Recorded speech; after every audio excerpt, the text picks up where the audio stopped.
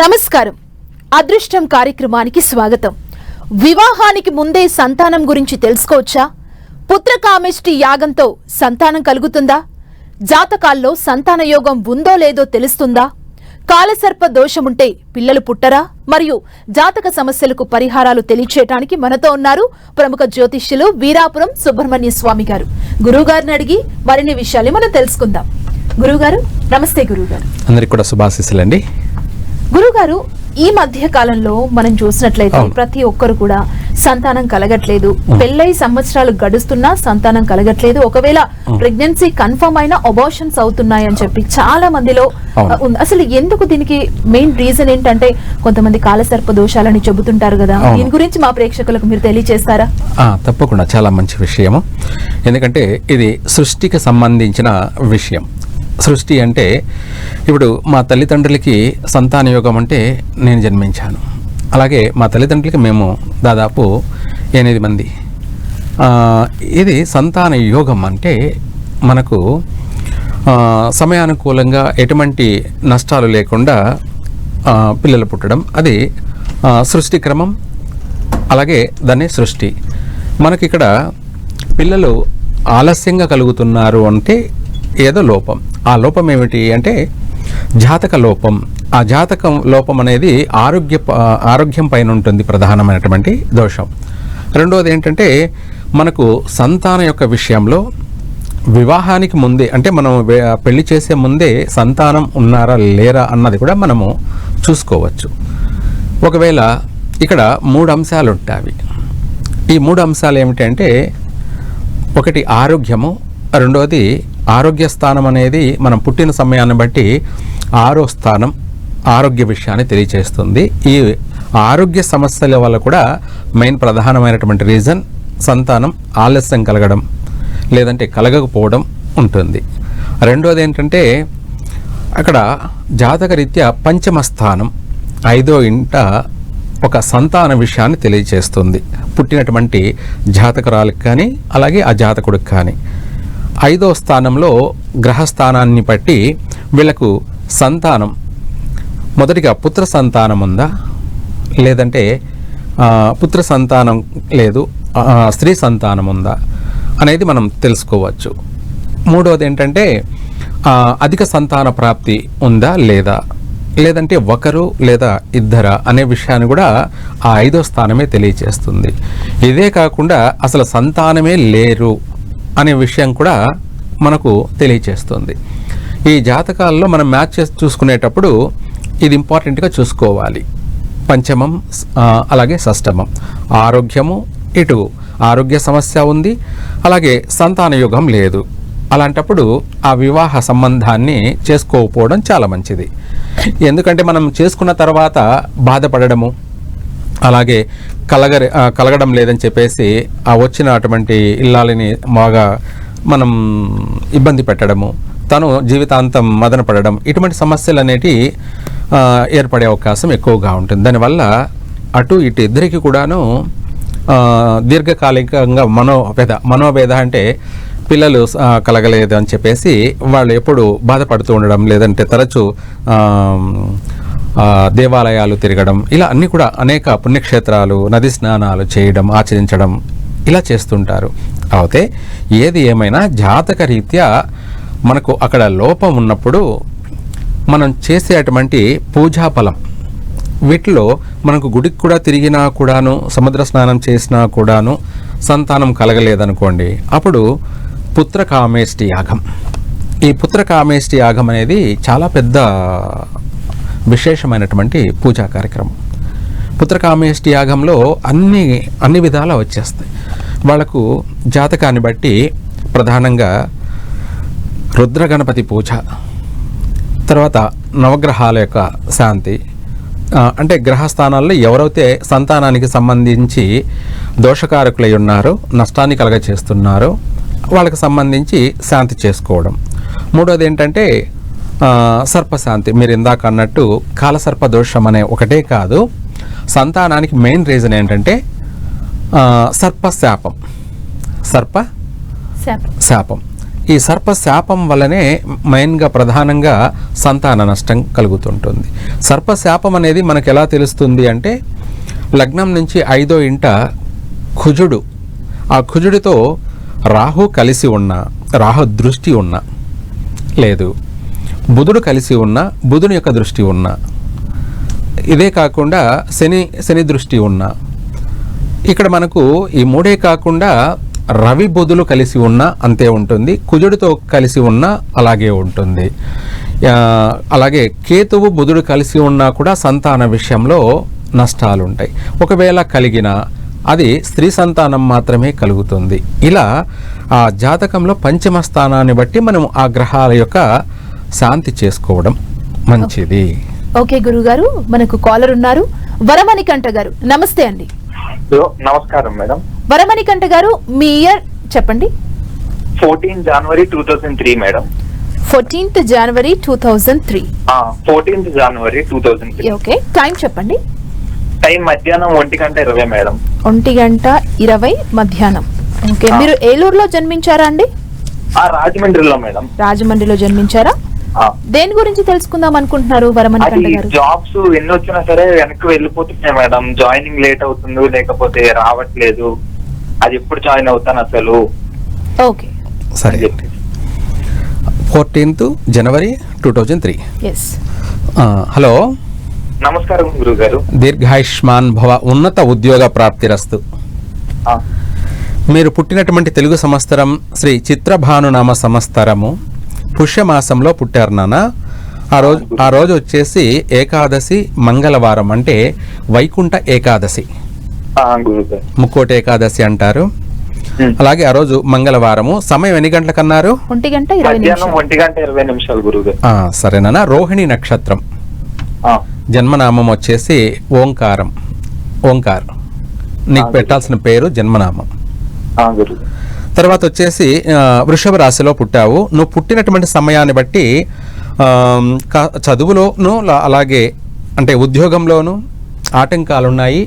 ఒకవేళ ఉద్యోగం వచ్చినా కూడా ఉద్యోగంలో ఆటంకాలు అనేది అధికంగా ఉన్నాయి. దీనికి సంబంధించి గణపతి ముత్యం అనేది ఉంటుంది. అంటే ముత్యంలో గణపతి రూపం చేసి ఉన్నటువంటి ముత్యాన్ని ఉద్యోగ మంత్రాన్ని పఠించి విశేషంగా, అలాగే ఆ మంత్ర జపం కూడాను గణపతికి సంబంధించి, అలాగే సర్ప గాయత్రి సంబంధించి, అలాగే ఇంకా కూడా అర్జునుడికి సంబంధించినటువంటి మంత్ర జపం చేసి పసుపుతోనూ, తర్వాత కుంకుమతోనూ, తర్వాత విభూతితోనూ అంటే భస్మంతోనూ అభిషేకం చేసినట్టు మంత్ర జపం చేసి, అలాగే ఆ లాకెట్ను ధరించినట్టయితే విశేషమైనటువంటి ఉద్యోగ ప్రాప్తి కలుగుతుంది, ఉన్నత ఉద్యోగ ప్రాప్తి కలుగుతుంది. ఇదే కాకుండా ఉద్యోగంలో కూడా నీకు మంచి, అంటే నువ్వు అనుకున్న దానికంటే కూడా రిచ్ ఉద్యోగం వచ్చే అవకాశం ఉంటుంది. అలాగే విదేశీయాన యోగం కూడా జరిగే అవకాశం ఉంది. జరిగే అవకాశం కాదు, జరిగే తీరుతాయి అన్నమాట. అలాంటి మంచి అవకాశాలు అయితే ఉన్నాయి. కాకపోతే ఆటంకాల వల్ల కాస్త వెనక ముందు. మీరు సమయానుకూలంగా ఉద్యోగము, అలాగే ఉద్యోగంలో మనం ప్రశాంతంగా డెవలప్మెంట్ కావడానికి ఇందాక చెప్పినట్టు ఇది చేసుకో, చక్కగా కలిసి వస్తుంది నాన్న. శుభం. ఓకే గురుగారు, మరో కాలర్ ఉన్నారు. కళావతి గారు హైదరాబాద్ నుంచి. కళావతి గారు, నమస్తే అండి. నమస్కారం మేడం. పుట్టిన తేదీ వివరాలు తెలియచేయండి.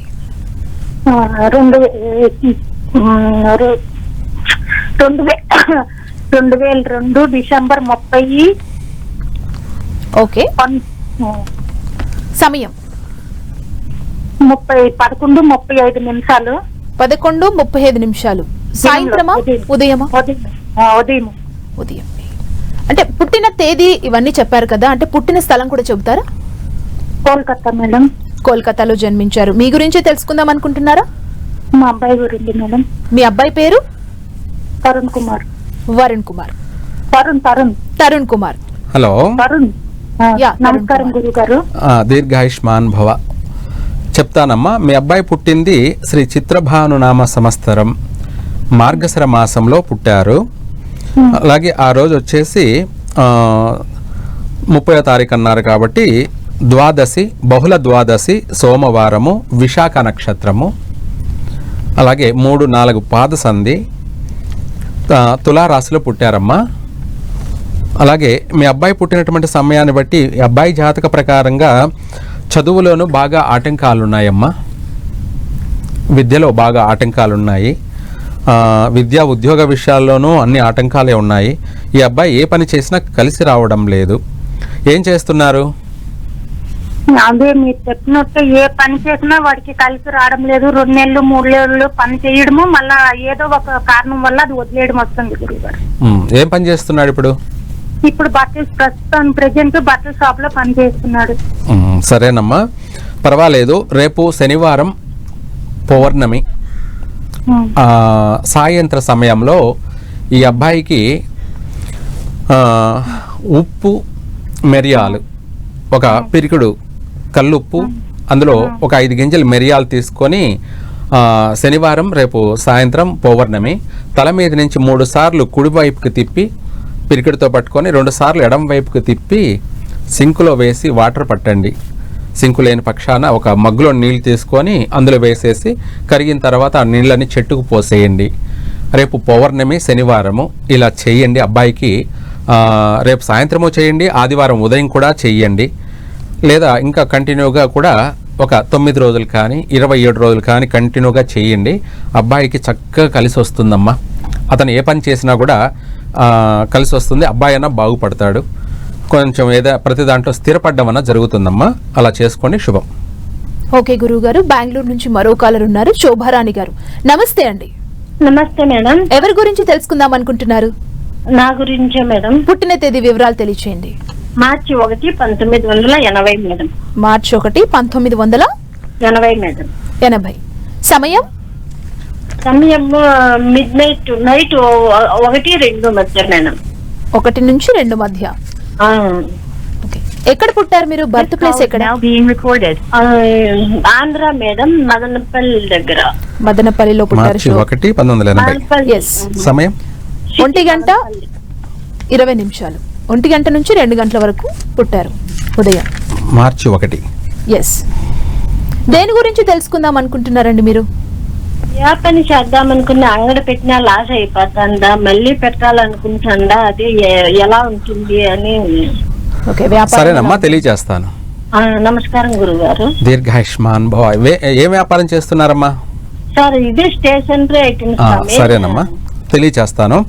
మీరు పుట్టినటువంటి తెలుగు సంవత్సరం శ్రీ సిద్ధార్థి నామ సంవత్సరం పాల్గొన మాసంలో పుట్టారమ్మా. మీరు పుట్టింది కూడాను పౌర్ణమి, ఆ రోజు శనివారము. అలాగే ఆశ్లేష నక్షత్రం 4వ పాదం కర్కాటక రాశిలో పుట్టారమ్మా. మీరు పుట్టినటువంటి సమయ ప్రకారంగా మీ పేరు వచ్చేసి డి మీద వస్తుంది. అంటే ఢిల్లీ రాణి అని డి మీద ఏదైనా సరే పేరు పెట్టుకోవడం జన్మనామము. అయితే మీరు పుట్టిన సమయాన్ని బట్టి మీ జాతక రీత్యా బాగలేదమ్మా. అన్నీ నష్టాలే, ప్రతిదీ నష్టాలే. ఆర్థిక నష్టమే కాదు, ఆరోగ్య నష్టం కూడా ఉంది. కంటికి సంబంధించిన ఏమైనా ఆరోగ్య సమస్యలు వచ్చాయమ్మా?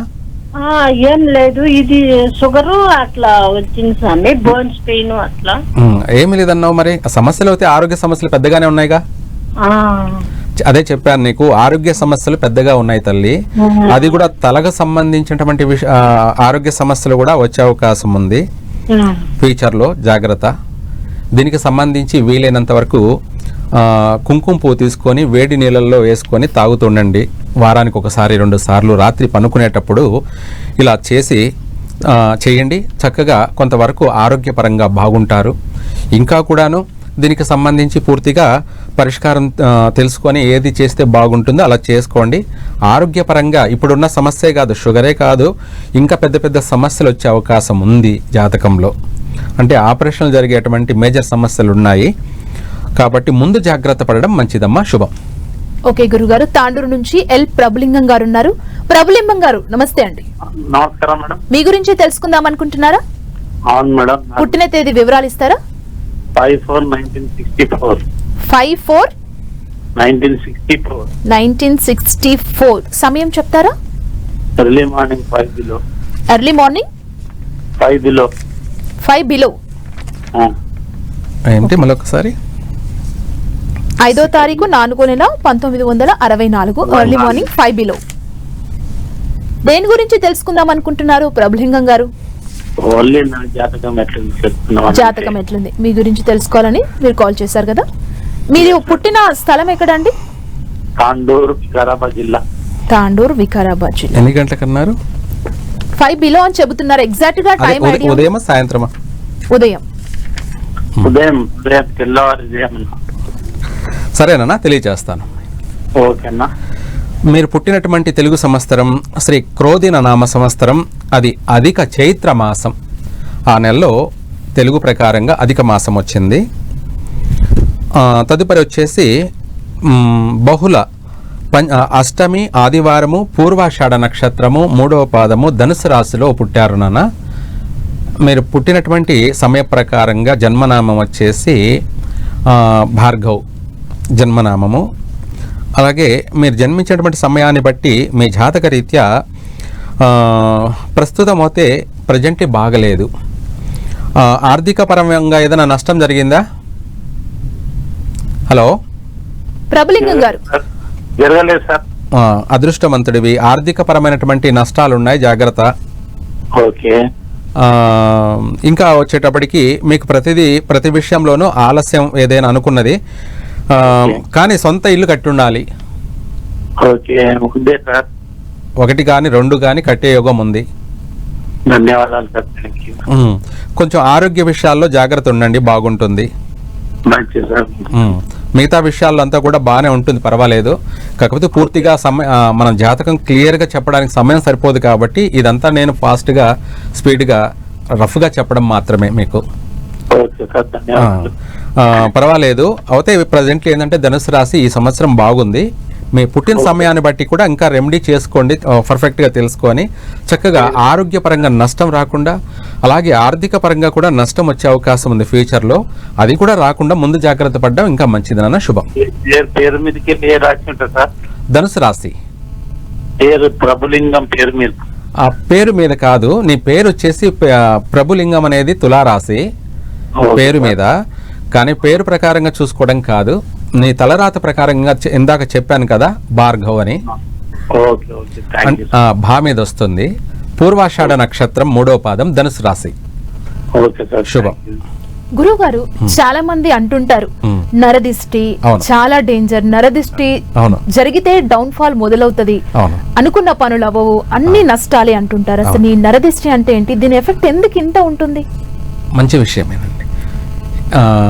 ప్రతి విషయాల్లో మనకు క్లారిటీగా అర్థమయ్యేలాగా చెప్పాలంటే, మనం ఎదుగుదల జరుగుతుంది అనుకుందాం, మనం బాగున్నాం అన్ని విధాల. మన చుట్టుపక్కల వాళ్ళు ఇందాక మనం ముందు ఎపిసోడ్లో కూడా చెప్పుకున్నాం ఏమని, వాళ్ళకి ఏలేనాటి శని సంచారం జరుగుతున్నటువంటి వాళ్ళ యొక్క దృష్టి దోషం. ఇంకా చెప్పాలి అంటే వాళ్ళ యొక్క ఆయన కళ్ళలో సంచారం చేసేటప్పుడు శని సంచారము, వాళ్ళ యొక్క దృష్టి, వాళ్ళ చూపు, వాళ్ళ ఆలోచన మన మీద పడింది అనుకోండి, అప్పుడు ఏమవుతుందంటే డెవలప్మెంట్ జరిగే వాళ్ళు కూడా ఆగిపోవడం కానీ, లేకపోతే ఇంకా మానసికంగా ఆర్థిక పరంగా నష్టపోవడం కానీ, ఆరోగ్యపరంగానూ నష్టమే. అలాగే మనిషి కూడా 2 రోజులు బాగా యాక్టివ్గా ఉన్నాడు అనుకోండి, మళ్ళీ వెంటనే డల్ అయిపోతారు. అంటే శారీరకంగా మనిషి అప్పుడే కనపడుతుంది ఆ శరీరంలో. అంటే పీడకలలాగా మనిషి డల్ అయిపోవడము, కృంగిపోవడము, ఇలాంటివన్నీ కూడా ఆ దృష్టి దోష ప్రభావం అనేది జరుగుతుంది. దానివల్ల చాలా సమస్యలు ఫేస్ చేయడం ఉంటుంది. అయితే మనకు అప్పుడే తెలుస్తుంది ఆటోమేటిక్. కొంతమందికి అయితే సాయంత్రానికల్లా బాడీ పెయిన్స్ కానీ, లేదా వాళ్ళకి అనిపిస్తుంటుంది ఏదన్నా బలమైన నెగిటివ్గా అనిపించినట్టు కానీ అనిపించినప్పుడు అప్పుడు దానికి సంబంధించి అప్పుడే పరిష్కారం చేసుకుంటే బాగుంటుంది. ఆ రాత్రి నిద్ర చేసామనుకోండి, నిద్రపోయామనుకోండి, పొద్దునికల్లా పూర్తిగా అది ఎక్కువైపోతుంది.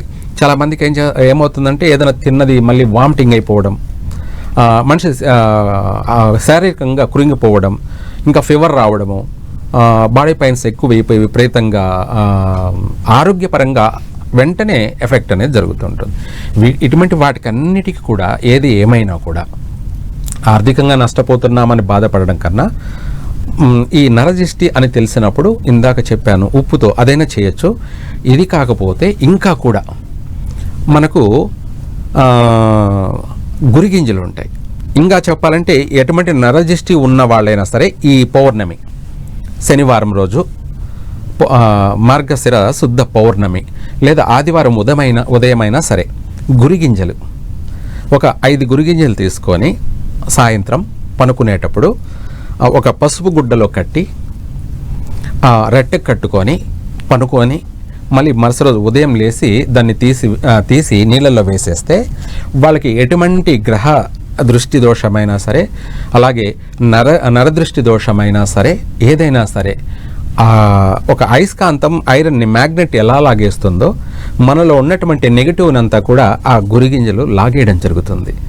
ఆ తర్వాత వాటిని తీసి మనము నీళ్ళల్లో వేసినట్టు అయితే మళ్ళీ మనము ఒక 7 సంవత్సరాల వరకు ఎటువంటి నరదృష్టి ప్రభావం ఉండదు మన పైన. మనం చక్కగా అభివృద్ధి అనేది విశేషంగా ఇంకా ఫాస్ట్గా జరుగుతుంది. ఇంకా ఫాస్ట్గా అంటే మనం ఆర్థిక పరంగానూ స్పీడ్గా డెవలప్మెంట్ అవుతుంది. ఆరోగ్యపరంగా కూడా మనము అన్ని సమస్యల నుంచి బయటపడచ్చు. యాక్టివ్గా మనిషి అన్ని విధాల డెవలప్మెంట్ అనేది జరుగుతుంది. ఇది వచ్చేసి దీనికి ఈ నరదృష్టికి మీరు అన్నట్టుగా ఈ గురిగింజల్ని కట్టుకొని ఒకరోజు రాత్రి అంతా నిద్ర చేసి మరుసటి రోజు తీసి నీళ్ళల్లో వేసేస్తే పారే నీళ్ళల్లో కావచ్చు లేదంటే చెరువులో కావచ్చు ఏదైనా సరే బావిలో కావచ్చు కోనేరులో కావచ్చు ఎక్కడైనా సరే ఆ నీళ్ళల్లో వేసేస్తే వాళ్ళకు పట్టినటువంటి దరిద్రం అంతా కూడా ప్రక్షాళన జరుగుతుంది. ఓకే, చక్కగా కలిసి వస్తుంది. ఓకే గురువు గారు, ఇప్పుడు నరదిష్టి గురించి చెప్పారు. అదృష్టం కలిసి రావాలంటే ఏం చేయాలా చెప్పండి. చాలా విశేషమైనటువంటి ఇందాక మనం చెప్పుకున్నట్టు ఇదే మన గురిగింజలు 9 గురిగింజల్ని పసుపు వస్త్రంలో వేసి దాంతోపాటు నెయ్యి అలాగే కుంకుమ బియ్యము 3 కలిపి అక్షంతలు అంటే నెయ్యితో కూడుకొని ఆవు నెయ్యే ఉండాలి స్వచ్ఛమైనటువంటిది.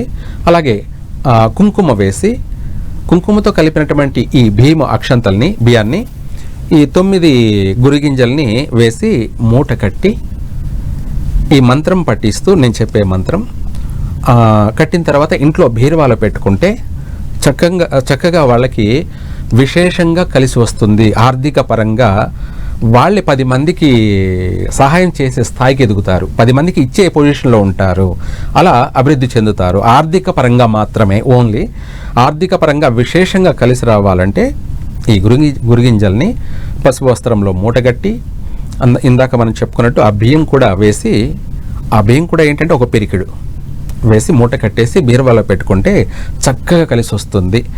ఇది కూడా ఆదివారం ఉదయం చేస్తే ఇంకా బాగుంటుంది. ఆదివారం ఉదయం ఎప్పుడంటే 5 గంటల నుంచి అలాగే 6 గంటల లోపు చేస్తే చాలా విశేషంగా ఉంటుంది, కలిసి వస్తుంది. కుదరని పక్షాన 6 నుంచి 10 గంటల వరకు ఎప్పుడైనా సరే చేసుకున్నట్టు అయితే చక్కగా కలిసి వస్తుంది. చాలా చక్కగా చెప్పారు గురుగారు. కాలర్స్ కున్న సందేహాలన్నింటిని కూడా నివృత్తి చేశారు. ధన్యవాదాలు గురుగారు. సర్వే జన సుఖినో భవంతు. చూశారు కదా, ఇది వాల్టి అదృష్టం కార్యక్రమం. మరో కార్యక్రమంతో మళ్ళీ కలుద్దాం. చూస్తూనే ఉండండి 10 TV.